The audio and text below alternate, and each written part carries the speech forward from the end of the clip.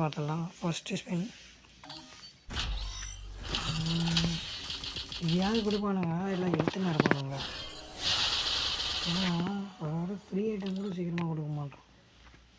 அடுத்த ஸ்பின் ஏன் கொடுக்கல, என்ன இது பண்ணுறாங்கன்னு தெரியல. சரி, நெக்ஸ்ட்டு 10 ஸ்பின் ஏன் கொடுக்கலன்னு நினைக்கிறேன். ஆமாம், நம்ம கொடுத்துட்டோன்னா அவ்வளோதான், உடனே இஞ்சி போயிடும். இப்போ கொடுத்துருவான் பாருங்க, ஒன்று 8 ஸ்பின்னு காமிச்சிட்டாங்க சொல்கிறேன். வந்துச்சு பாரு கங்க்ராச்சுலேஷன். பாடி நீ கொடுத்துருவானுங்க, இவ்வளோ டோக்கனை கரெக்டாங்க இது.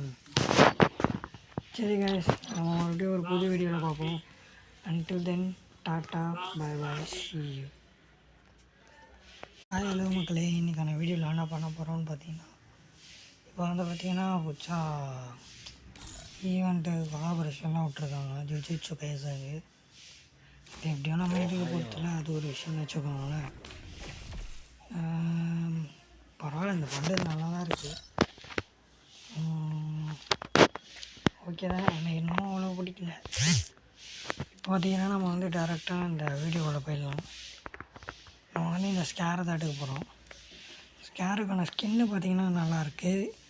அதோடய எபிலிட்டி வந்து ஓகே பரவாயில்ல, ஸ்கின்னு இல்லாதவங்களுக்கு ஓகே தான். இது இந்த லக்கலாயில் இருக்க எல்லா கன்னுமே நம்மகிட்ட ஓனில் தான் இருக்குது.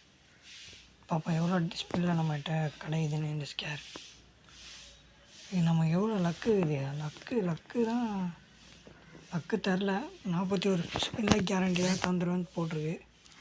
சரி வாங்க